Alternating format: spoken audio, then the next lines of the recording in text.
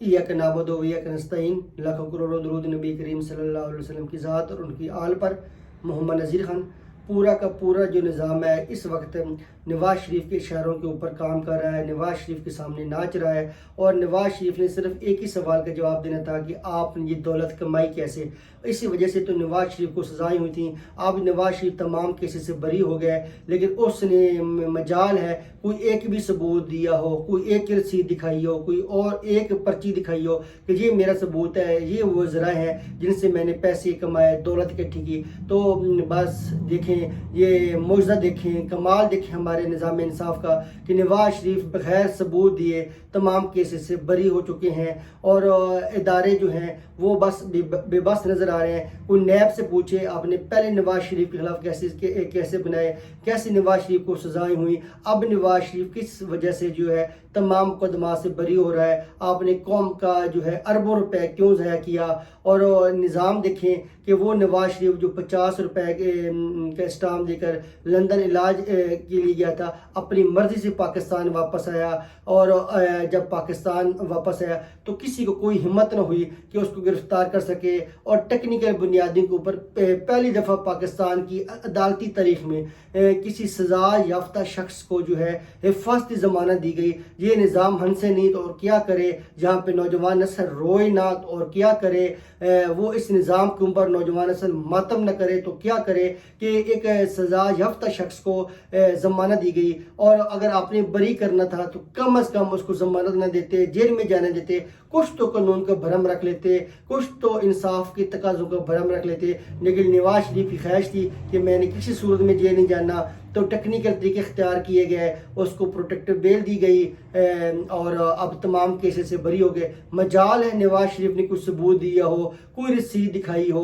पहले तो कतरी ख़त लिख के आए थे, अब भी कोई कतरी ख़त ही पेश कर देते, चले झूठा मूठी कोई शहादत ही बना देते, कोई गवाही दे देते, लेकिन कुछ भी नवाज़ शरीफ ने पेश नहीं किया। और ना ही नवाज़ शरीफ के फैसले महफूज होते हैं दिनों हफ्तों में। जब नवाज़ शरीफ जाते हैं बहस होती है आधा घंटा 40 मिनट, फिर वो वेट करते हैं कुछ मिनट, फिर उनको जो फैसला है वो सुना दिया जाता है। वो अदालत से जब निकलते हैं तो बरी होकर निकलते हैं, ना ही कोई उसकी फैसले महफूज हैं। कैसे वो अक्टूबर में आया और अब एक महीने के अंदर अंदर जो है उसके तमाम केसेस में वो बरी हो चुका।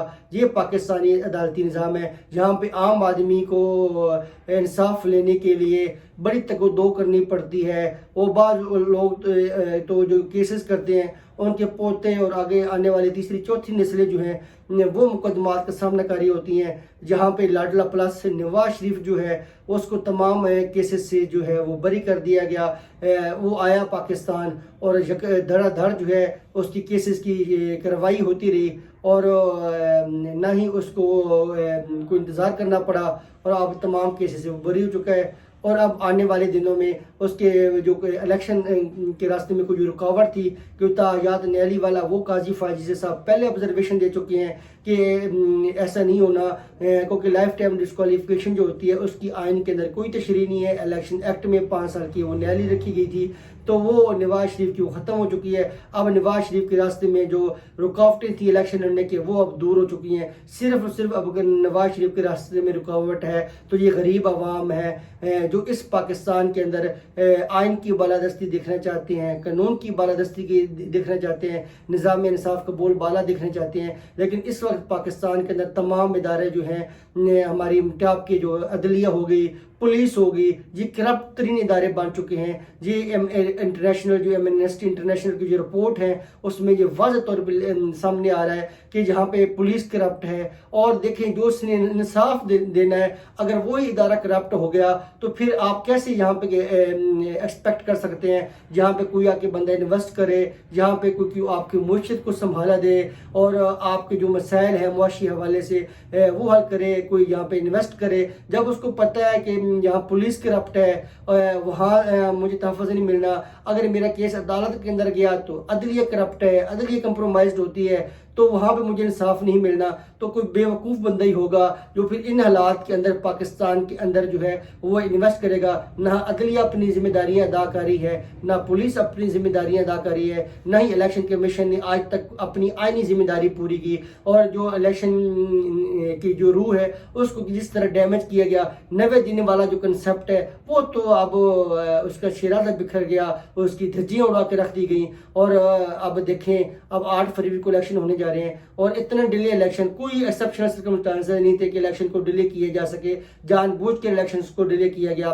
اور اب یہ پوری تیاری ہو رہی ہیں کہ ہر صورت میں نواز شریف کو وزیر اعظم بنا دیا جائے. لیکن وہ کیسے وزیر اعظم بننے؟ نہ اس کے پاس عوامی حمایت ہے، نہ ووٹ بینک ہے، نہ کوئی سپورٹ ہے. اور اب بری ہو چکا ہے. اب دیکھتے ہیں وہ اپنے جلسے جلوس کب آغاز کرتے ہیں، کب وہ اپنی میٹنگز کا آغاز کرتے ہیں. تو عوام جو ہے ابھی تک تو اس کو ویلکم دینے کے لیے جاتی نہیں ہے. وہ اسلام آباد ہائی کورٹ جاتا ہے پیشی کے اوپر تو وہاں پہ 5 بندے آپ کو نہیں ملتے. وہ گنتی کے 3-4 بندے جو ہوتے ہیں وہ جو ان کے اپنے ہی ٹکٹ کے خواہشمند لوگ ہیں وہی ہوتے ہیں.